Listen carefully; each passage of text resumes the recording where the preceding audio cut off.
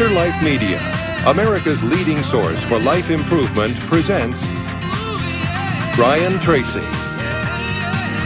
Secrets of Self-Made Millionaires.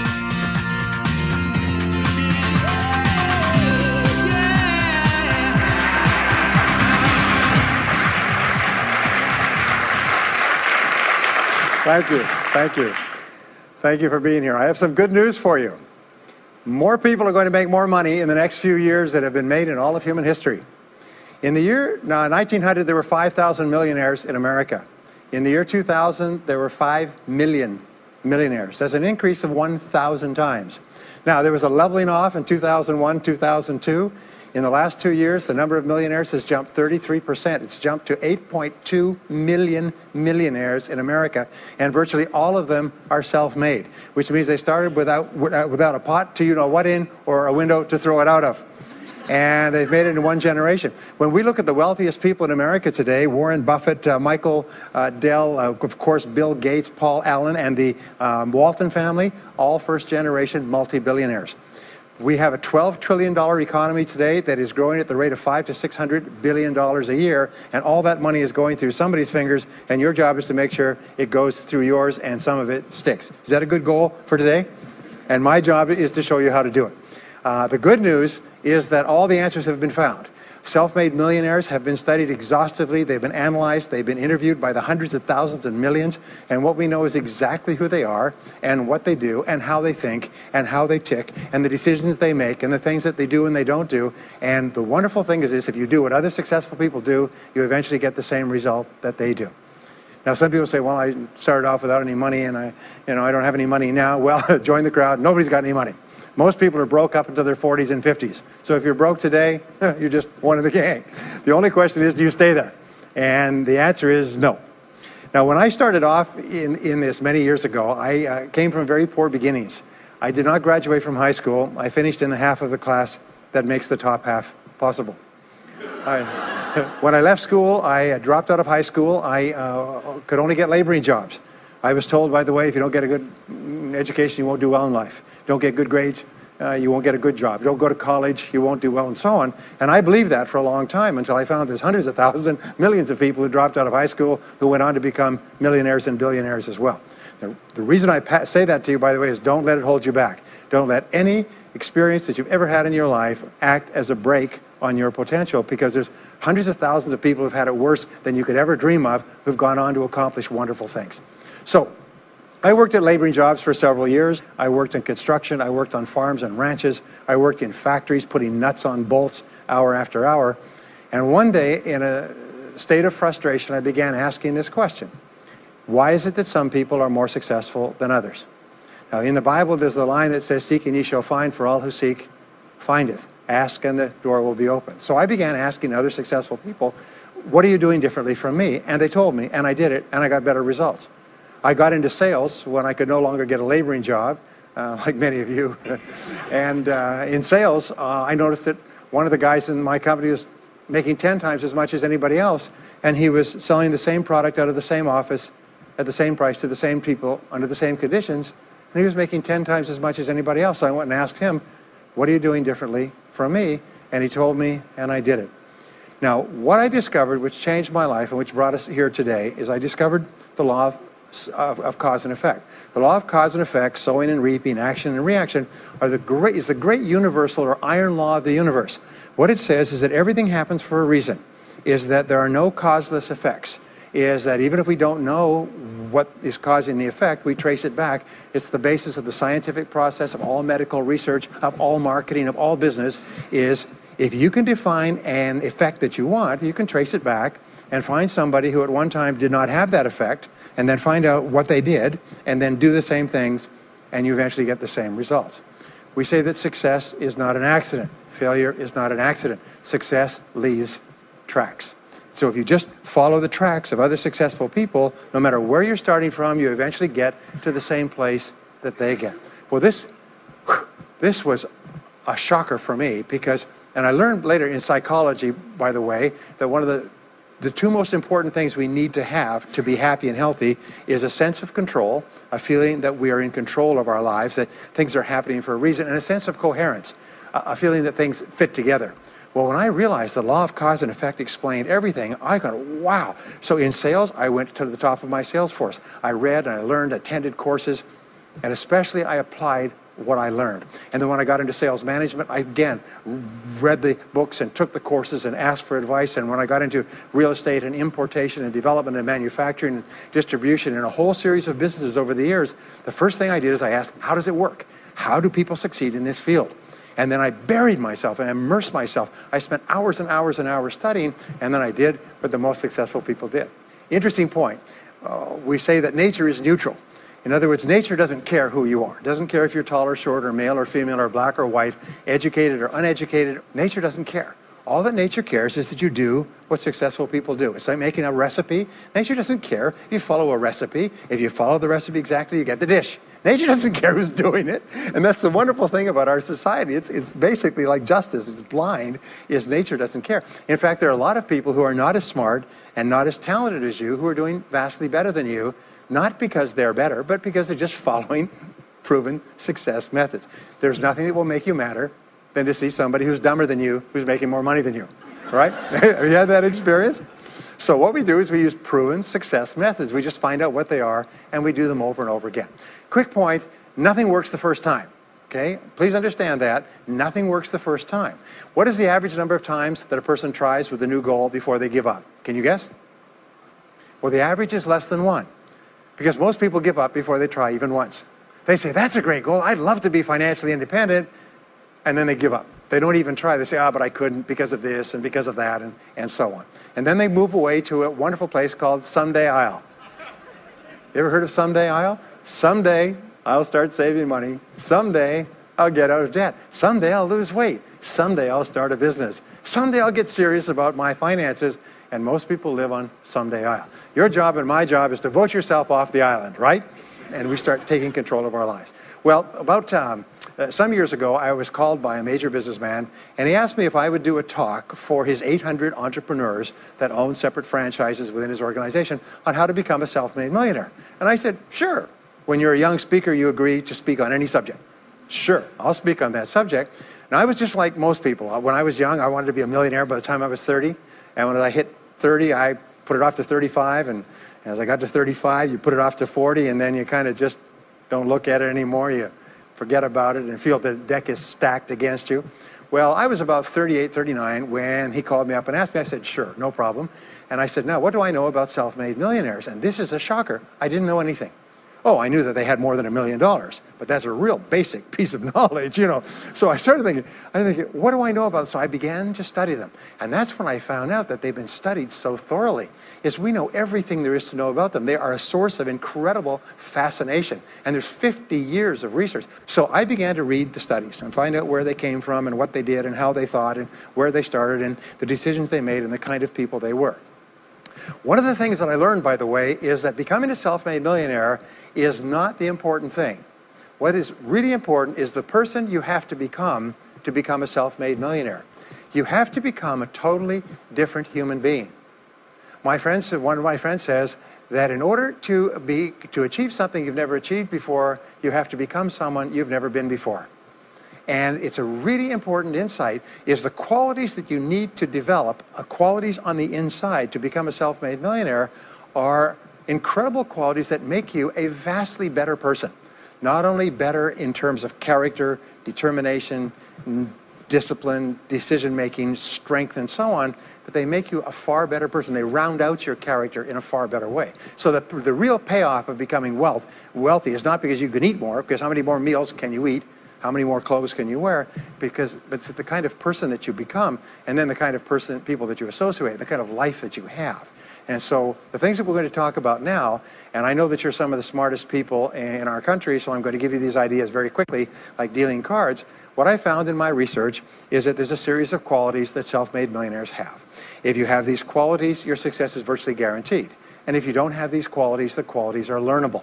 Point number one is that all business or sales skills are learnable. All financial skills are learnable. If you can drive a car, you can learn any skill. If you can drive a car, you can learn the skill. Now, number two is you're probably only one skill away from doubling your income right now. you're probably only one skill away from setting yourself on the road to becoming a self-made millionaire. That turns out to be the case for almost everyone. And if you don't know what that skill is, maybe over the course of the time we spend together, it'll jump out at you. But whatever it is, you've got to find it out and go to work on it, because it is learnable. It's a learnable skill. People say, well, I've never been very good with money. Well, get over it. The fact of the matter is, you can learn what you need to learn to achieve anything that you want to achieve. So, the success secrets of self-made millionaires. Give yourself a score of 1 to 10, and if you are weak on one of these, it can be enough to hold you back. If you're strong on all of these, then there's no limit to what you can accomplish. The first is to dream big dreams. Dream big dreams. Practice what is called back from the future thinking and project forward. Develop a vision of yourself as happy, healthy, wealthy, thin. Practice what top people practice, which is what is called idealization. You project forward several years and that you imagine that your life is perfect in every way. Imagine that you have no limitations. Imagine that you have all the time and all the money and all the friends and all the contacts and all the education and all the experience, and that you could be or have or do anything you want in life. If you could, what would it be? If your life were perfect in 5 years, what would it look like? How much would you be earning? How much would you be worth? What kind of a family life would you have? What kind of health would you have? What kind of car would you be driving? What would your life be like if you could wave a magic wand and make it perfect in every way? Now, what we have found is this is the starting point of great riches, and it's the starting point of great success in life, is for you to have a dream or a vision of a wonderful future. Here's an exercise that we give people in our audiences, is take a sheet of paper and make up what is called a dream list.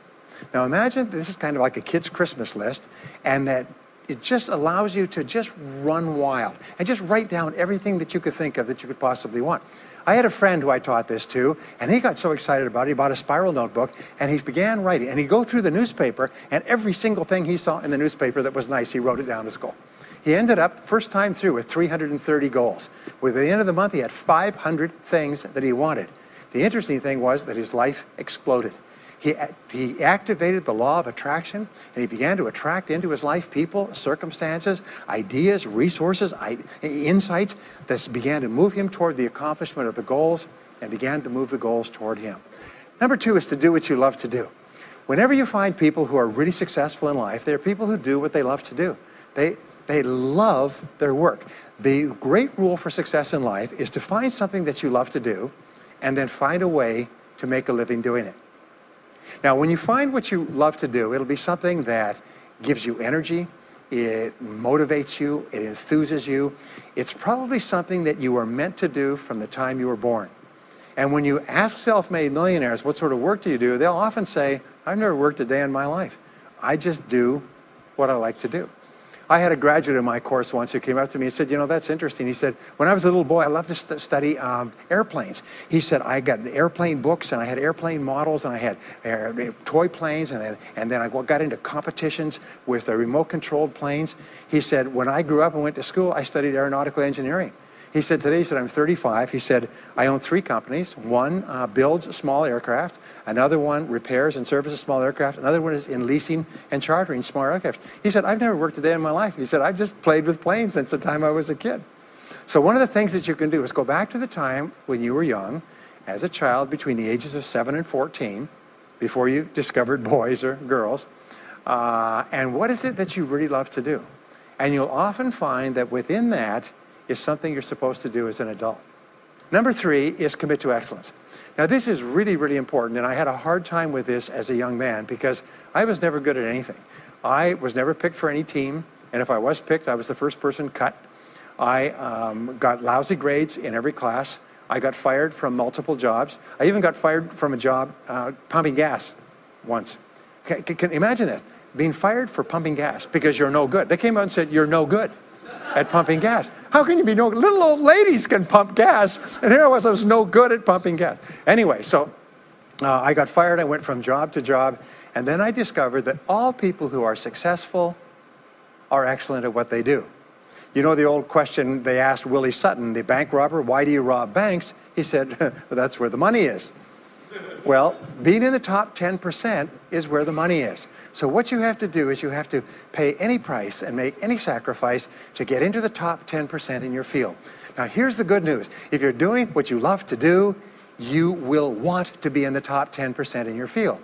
If you don't want to be excellent at what you're doing, it means you're in the wrong field. It just means that you're marking time, you're treading water.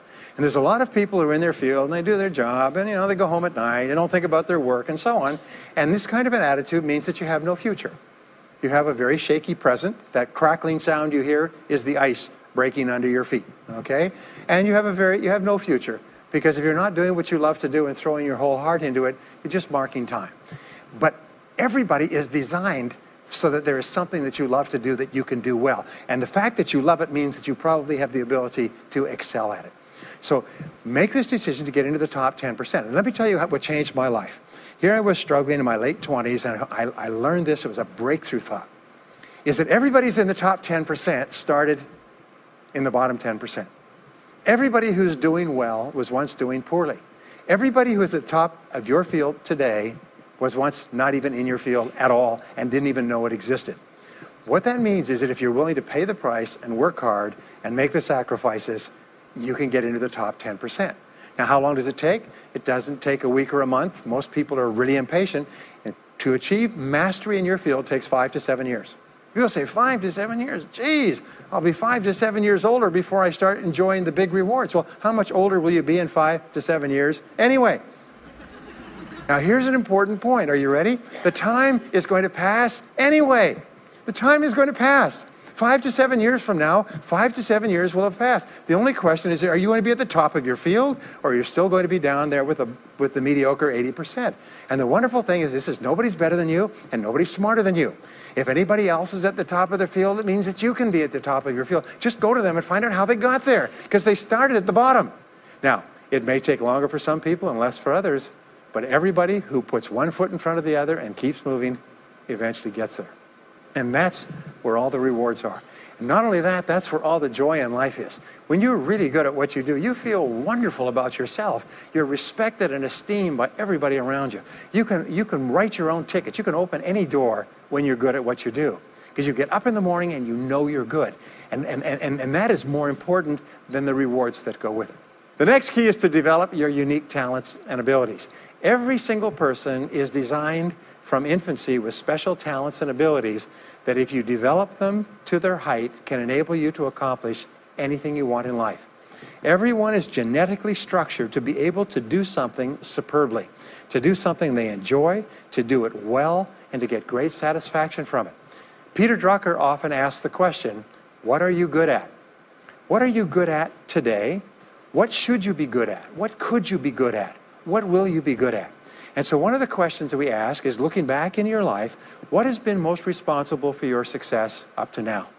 What has been most responsible in the past? What is it that you have done that has gotten you the best results? Because as we said before, success leaves tracks. And if you look back into your past, you'll often find indicators that guide you to your future. Do you remember that fellow that won $300 million in the lottery? He was a high school physics teacher. And they asked him what he's going to do with it. He said he's going to take a week off and then get back to work, because he doesn't want to give up his job teaching high school physics, because he loves his work so much. That is a person who's in the right place for him. And now he can just drive to it in a nicer car. Anyway, now the next key to becoming a self-made millionaire is to see yourself as self-employed.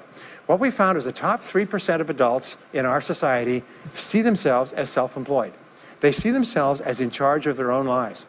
When I started off my career as a young man, I was 21 years old, working as a construction laborer, living in a one-bedroom apartment, broke, taking buses 2 hours every morning to get to work, and buses 2 hours to get back. I still remember that, and I still remember a light going off one evening. I was sitting there in my little apartment, in my little kitchen alcove, and I suddenly realized that I was responsible, that I was in charge of my own life, that no one was coming to the rescue. And it was one of the great turning points in my life. So what you find is that all exceptional people are highly responsible people. They look upon themselves as self-employed. Sometimes I'll ask an audience, I'll say, how many people here are self-employed? And some people will raise their hand and some won't. I'll say, now what's the true answer to this question? And the true answer is that everyone is self-employed. The biggest mistake you could ever make is to ever think you work for anyone else but yourself. Even if someone else signs your paycheck for you all your life, The most valuable people in any organization are the people who treat the company as though it belongs to them. They see everything that happens as affecting them personally. They're not the 9-to-5ers, the no-hopers that say, yeah, well, I go to work. When I'm not at work, I don't think about my work. These people, somebody has told them that's a clever way to think. It's the way losers think. Winners think about their company, and when they're not there, they think about how they can do it better. When something happens in their company, they take it personally because they see themselves as highly responsible. As a result, they're paid more, they're given more educational opportunities, they're promoted faster, and these are the people that eventually, like cream, rise to the top of every organization and every industry, the top 3%. The next key to becoming a self-made millionaire is to develop a clear sense of direction. Developing a clear sense of direction means that you need to become intensely goal-oriented.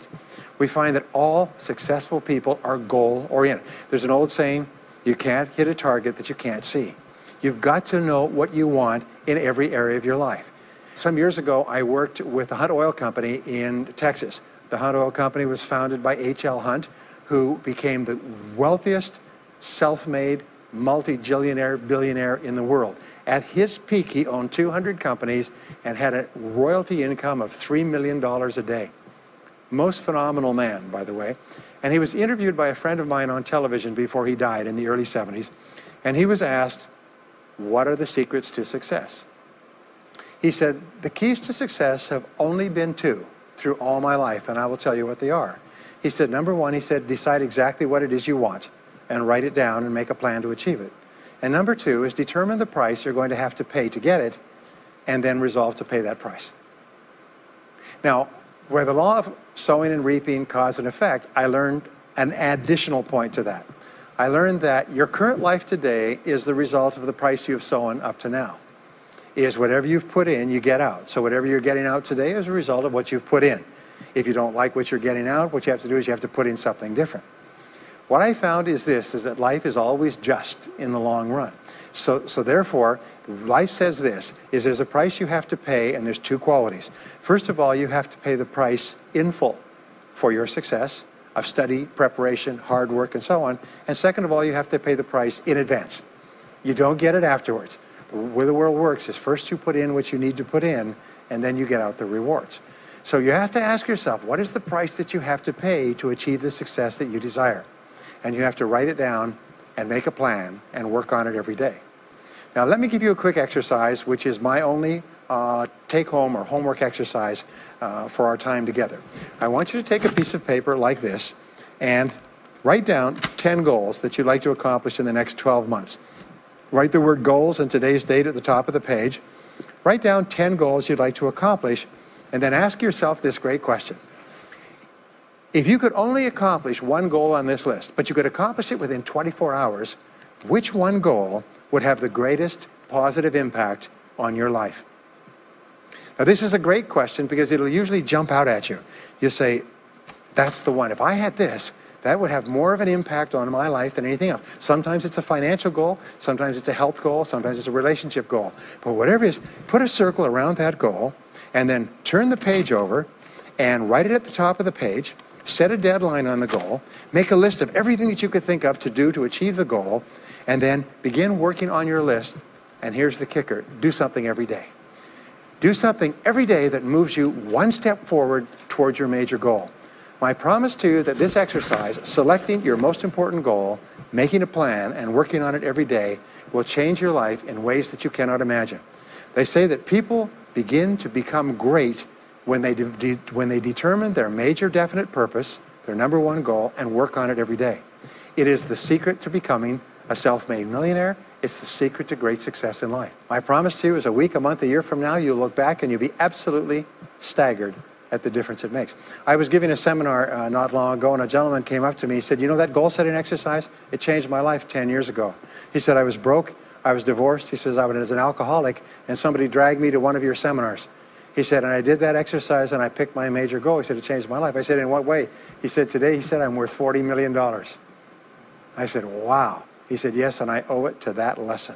Next is refuse to consider the possibility of failure. It's the most amazing darn thing is that the fear of failure is the greatest single obstacle to success in adult life. And it's not failure itself, because each one of you is a professional failure. Each one of you has failed over and over and over again. Isn't that true? All of us fail. All human beings fail over and over. 9 out of 10 things that we try don't work out the way we expected. We have failures in relationships and in jobs and in careers and investments and everything. It's not the failure that holds you back. The failure makes you smarter. We say that it is the fear of failure, not failure, that holds you back. And the way that you overcome failure is you never consider the possibility of failure. The rule is this, is there's no such thing as failure, there's only feedback. Is when you try something that doesn't work, you get feedback, not failure. And recognize that most things you try aren't going to work the first few times. So what you do is you say, oh, that's an interesting bit of feedback. And you pick yourself up and you move forward and you have more feedback and you move forward. To become a self-made millionaire, you're going to fail over and over again, year after year after year. But your brain has a cybernetic mechanism, which means that every time you try something, you get feedback, which makes you smarter.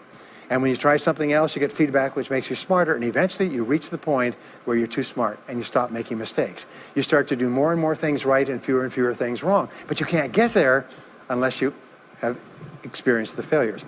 Henry Ford once said that failure is merely an opportunity to more intelligently begin again. Now, let me pass on one great rule to you, which has been discovered in interviewing self-made millionaires. Self-made millionaires look into every failure for something good. They say, there's got to be something good in this that I can benefit from, and surprise, surprise, they always find it. Second is, self-made millionaires always seek the valuable lesson in every setback or obstacle or temporary failure, and they always find the lesson. Now, what do failures do? Failures whine and cry and think about what they've lost and blame their problems on someone else. Successful people say, what can I learn from this that will make me smarter next time? And my promise to you, those who seek find, is that if you go looking for a valuable lesson in the biggest problem that you're facing today, you'll always find the lesson. Here's another possibility. Your biggest problem today could be the biggest gift that you have ever received, because it may contain within it the lesson that will make you successful. If you stop thinking about what happened and who's to blame, and you start looking for the gift within your problem, sometimes it can transform your life. The next key is to dedicate yourself to lifelong learning. Now, what takes you from rags to riches is personal development, personal and professional development. In the 21st century, as Peter Drucker says, knowledge and skill are the keys to the 21st century. And the only thing that will be relevant, the only skill that will be relevant in the 21st century is the ability to learn new skills, because virtually everything you know is becoming obsolete at a rapid rate. Stephen Covey says that your current knowledge base has a half-life of 2 years, which means that half of everything you know will be irrelevant within 2 years. And 2 years from now, half more. So if you're not continually learning and upgrading your knowledge and skills, you're not staying in the same place. As Pat Riley says, the basketball coach says, if you're not getting better, you're getting worse. If you're not constantly learning, you're actually falling behind. So here are the 3 keys to continuous learning. Number 1 is read in your field 30 to 60 minutes each day. In other words, turn off the television, turn off the radio, put aside the newspaper, and just read in your field. The very best places to read, by the way, are books. Read books, the best-selling books written by the most successful people in your field, because books contain a wealth of riches that can enable you to function at a far higher level, to get much better results than you could before. So read 30 to 60 minutes a day. I've had people tell me, countless people over the years, that reading an hour a day has doubled and tripled their income within a year. The second thing you do is take every course that you possibly can. The courses and seminars that are available to you in your field that are given by professionals that are courses that have been developed over years and years and years. They have been tested and tested and tested. The person who is talking to you for several hours has spent thousands of hours learning their subject. They have dry tested this or done test runs with thousands of other people. When you take a course, you can learn enough information in 1 or 2 days, more than you could learn in 2 or 3 years or maybe even a lifetime, all distilled and put together. People say, I can't afford a course. You cannot afford not to buy books. You can't afford not to go to courses. Some years ago, I had a dentist, and he was a very successful dentist. I was recommended to me by a friend. And this dentist retired at the age of 53. And just before he retired, he sold his practice for about $2 million. Just before he retired, he told me why. He said about 8 years before, he had attended a dental congress in Hong Kong. This is from California. He'd flown all the way to Hong Kong to attend this international dental congress because there were specialists giving private lectures, sort of plenary sessions on the side. And he attended this session, and it was on a particular technique of cosmetic surgery that this dentist had developed that no one else knew, where you could basically straighten out a person's entire front jaw so they look beautiful at a very low cost, at a very high level of effectiveness. He came back and he began implementing this in his practice. People began flying from 500 and 1,000 miles away. Every dentist sent their families, members, and themselves to this dentist. He was able to charge whatever he wanted to charge. He said 8 years later, he retired as a self-made millionaire at the age of 53 to enjoy his money for the rest of his life from what he learned from one session at one convention at one course. Now, that is a true story, and maybe it's an exception, but you can never tell where the information is going to come from. The third way that you can upgrade your skills is listen to audio programs in your car. The average driver drives 500 to 1,000 hours a year, 25 to 50,000 miles. If you listen to audio programs in your car, according to the University of Southern California, you will get the equivalent of almost full-time university attendance just listening to learning material as you drive around. It can totally and profoundly change your life. Very, very important. Here's an interesting point. The more you commit yourself to becoming the best person you can be, the more you like yourself and respect yourself. The more energy you have, the bigger goals you set for yourself, the more you persist. When you invest in yourself and you read and learn and upgrade your skills, you're telling yourself, wow, I am a person with a great future, and it's up to me to maximize my potential. And your self-esteem goes up, your self-respect goes up, your sense of personal pride goes up, and you started to get promoted more and paid more in every part of your life. Well, the next is to develop a workaholic mentality. In our society today, you hear all these people talking about take it easy, have balance in your life, relax, lean back, have fun at work, happy, get along with your coworkers. This is loser talk. Loser, loser, loser. Now, there's a time in your life when you can back off, all right? You can take it easy. But that's when you've made it, not before you've made it. Because before you've made it, you're in a competition with hundreds of thousands of millions of other people, like at the Olympics, who also want to make it. And in order for you to win, you are going to have to work harder and work better and work smarter than they do.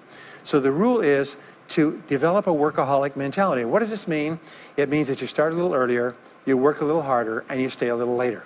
Use what I call the 40-plus formula. The 40-plus formula says that working 40 hours a week gets you survival, and that's all. You work 40 hours a week, you survive. You make no progress. You don't go ahead. You just barely hang on. Every hour that you invest in your work or yourself over 40 is an investment in your future. So you can tell what your future is going to be with unerring accuracy by looking at how many hours over 40 you put in. Now, how many hours does the average self-made millionaire in America work until he passes the $1 million mark? 59. Some of them work 70, 80, 90. The average is 59 hours. How much does the average top executive work? 59 hours. So that's rule number one, is the hours you put in over 40. If people say, well, my office is locked and I can't get in more than 40 hours a week, then good. Then spend the rest of the time investing in yourself, getting better at your work when you do it. Now, here's my second principle, and this principle changes your life. It is this, is work all the time you work. When you work, work, don't play. Fully 50% of working time today is wasted. And it's wasted in idle conversation, personal business, family phone calls, surfing the internet, reading the newspaper, drinking coffee, long lunchtimes, coming in late and leaving early. And then the other 50%, you're scrambling because you're behind because you wasted so much time fooling around. Now you start to work and you don't work on high priority tasks. You try to get rid of all the little stuff. So what happens is the big tasks begin to build up like an avalanche overhang, and they cause enormous stress. And you go home at night and you're thinking about this job, I've got to get this project finished, but I can't discipline myself to stop talking to my coworkers. Every time one of them comes in, like automatic, like a conditioned response, it's blah, blah time. Chatter, chatter, chatter, chatter, chatter, chatter, chatter, chatter. No, what you have to do is work all the time you work. If someone comes in and says, hey, you've got a minute to talk, you say, yes, but not now. Why don't we talk after work? Meanwhile, I've got to get back to work.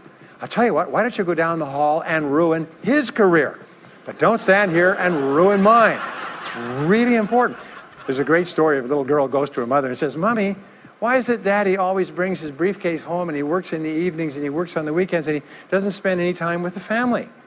And she says, well, honey, you have to understand, Daddy can't get all his work done at work, so he has to bring it home. She said, why don't they put him in a slower class? Next key is to get around the right people. This is a key for becoming a self-made millionaire, is get around the right people. Dr. David McClellan at Harvard did studies for 25 years looking into why it is that some people succeeded greatly in life. What he found was as much as 99% of your success in life is going to be determined by what he called your reference group. Your reference group are the people with whom you habitually associate. They're the people that you associate with at work, the people you associate with home, your church, your political party, your social circle. What he found in working with people is that changing a person's reference group totally transformed the way they think. Why?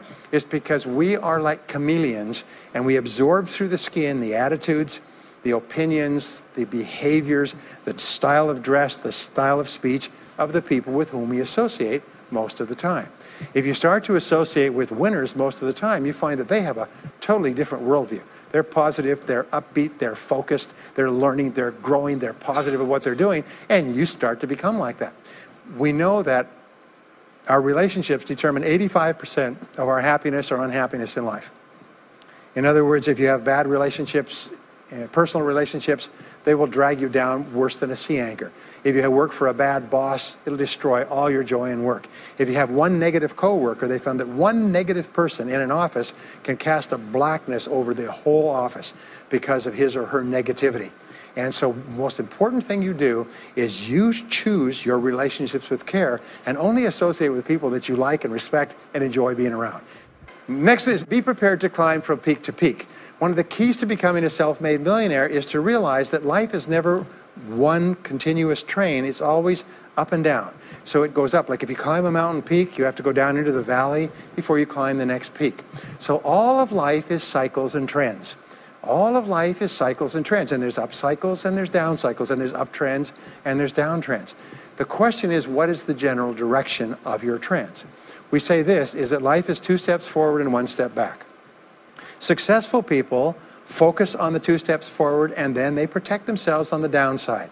They build up cash reserves. They put in stop loss orders on their stock market. They very carefully watch what they're doing. So they try to maintain that 2 steps up and then they make sure that the 1 step back is not so far. And then they want to make sure that this curve is generally upward so that each time there's a step back, they're still further ahead than they were before. The next one, which is to develop resilience and bounce back.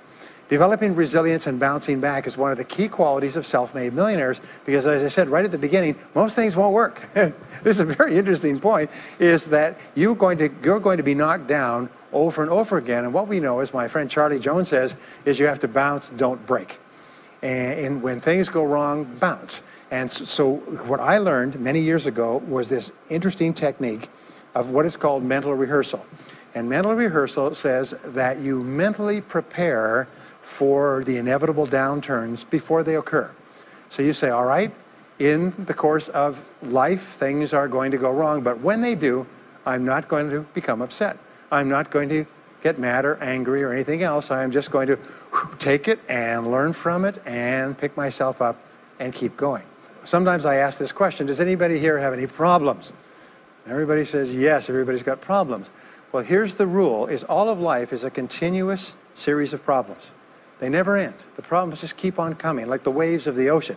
The only break in this unbroken series of problems will be the occasional crisis. So life will be problem, problem, problem, problem, problem, problem, crisis. Problem, problem, problem, problem, problem, crisis. It's like the waves of the ocean. 6 problems and a crisis. 6 problems and a crisis. Which means that everybody here is either in a crisis right now, has just gotten out of a crisis, or is just about to have a crisis. So what we have found is this: the hallmark of superior people, 30 years of research, is how you respond to a crisis. How you deal with problems and how you respond to a crisis. And what we have found is this, is superior people look for the solution to every problem. They don't allow themselves to become upset and angry. When something goes wrong, they say, okay, what's the solution? And they become intensely solution-oriented. When you have a very intense problem, that stimulates creativity to solve the problem. So what you do is you write and define the problem clearly. If you have a problem, you say, wait a minute, what is my problem? What is it that I'm worried about? And write it down. And the very act of defining a problem clearly often triggers the solution to the problem. One last technique that I want to give you with regard to your major definite purpose. And if you only do these two things as a result of our time together, they will transform your life. You've already identified the one goal that can have the greatest positive impact on your life. Now what you do is you take that goal and you write it at the top of a page in the form of a question. And you say, let us say your goal is to double your income. That could have a major impact on your life. You say, what are all the things that I could do to double my income in the next 12 months? Write it as a clear question. Even better, if you're earning $50,000 a year today, write, what could I do to earn $100,000 over the next 12 months? The more specific the question, the better. Then you devote yourself to writing 20 answers to this question. You must write a minimum of 20 answers. Work harder, work smarter, start earlier, stay later, change occupations, upgrade my skills, whatever it is, keep forcing yourself to write till you've written 20 answers. We call this mindstorming. The first 3 to 5 answers will be easy. The next 3 to 5 answers will be difficult. The last 10 answers will be incredibly difficult. But I have given this exercise to people who've gone on to become millionaires so many times I've lost track, because they often find that the 20th answer changes their whole life. And if you've ever done this once, it's absolutely staggering. More people have become millionaires with this simple idea of mindstorming, what I call the 20 idea method, than any other single method of creative thinking ever discovered. Once you've got your 20 answers, pick one answer and take action on it immediately. Once you've got, it doesn't matter what it is, just take one answer and take action on it, and that will keep you thinking and acting creatively all day long. The next key to becoming a self-made millionaire is to become an unshakable optimist. An unshakable optimist means that you think and talk about what you want most of the time. Optimists think and talk about what they want. They look for the good in every situation. They seek the valuable lesson. They're constantly feeding their mind with great ideas, which opens up new perspectives. What I have found is that optimists have 3 wonderful qualities. Number 1 is they learn more things. As a result, they dramatically increase the likelihood that they will learn the right thing at the right time. Number 2 is they try more things, which dramatically increases the likelihood that they'll try the right thing at the right time. And number 3 is they persist. They never give up. Optimists make a decision that once they've decided they're going to become wealthy, they just never stop until they achieve that goal. Now, will they have many setbacks and obstacles and difficulties? Do you know that almost everybody succeeds in a different direction from what they originally intended or from what they originally thought? But they just keep going. Almost like a football player running down the field, running, blocking, changing, moving back, forward, continually, but never loses sight of the goal. So optimists learn more things, try more things, and persist longer. I want to leave you with the last 2 qualities of self-made millionaires. Second to the last quality is that they develop the qualities of courage and persistence. I said before, the biggest single obstacle to success is the fear of failure. The antidote to the fear of failure is the habit of courage. And what we know is that you need 2 types of courage to succeed. The first type of courage is the courage to begin. It's the courage to launch with no guarantees of success. Someone once said that if all obstacles must first be removed, nothing will ever get done. So successful people are willing to think, plan, make decisions, and then take action with no guarantees. We say leap and the net will appear. Take action with no guarantees and then learn. The second part of courage is the courage to endure. It's the courage to persist. It's the courage to keep on keeping on. It's to make the decision in advance that you will never give up. No matter what happens, you will never give up. You will get knocked down over and over again, but you'll never give up. And the interesting thing is if you make that decision in advance, you'll find yourself continually bouncing back. So courage means the courage to begin and the courage to endure. And the final quality of self-made millionaires, and Napoleon Hill called this the master key to riches. After studying 500 of the richest people in American history, he said it's the quality of self-discipline. It's the ability to make yourself do what you should do, when you should do it, whether you feel like it or not. The quality of self-discipline is the quality that will make you a big success. It's the ability to force yourself to do what you know you should do. And here is the wonderful discovery. Is persistence is self-discipline in action. Every time you persist, you build your self-discipline. Every time you practice self-discipline, you build your ability to persist. And the 2 of them are tied into your self-esteem. So the more you persist, the more you like yourself. And the more you like yourself, the more discipline you have. And the more discipline you have in practice, the more you like yourself. As a result, the more you persist. And eventually you get onto an upward spiral where you become absolutely unstoppable. You reach the point where you know you can achieve the goal and nothing in the world can stop you. And every step that you take forward makes you stronger and stronger and stronger until finally people say, I know one thing about him, I know one thing about her. You cannot stop him or her. Once they decided they want something, they will not stop until they get it. And when you develop that quality, there will be nothing that is impossible to you. So let me just leave you with these last points. We're living at the very best time in all of human history. More people are going to make more money in the next few years than have ever been made in all of human history.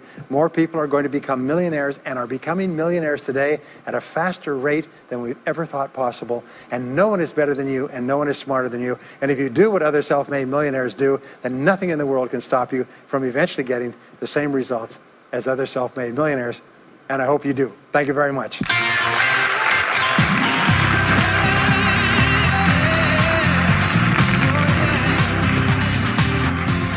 We hope you've enjoyed this special presentation of Brian Tracy's Secrets of Self-Made Millionaires.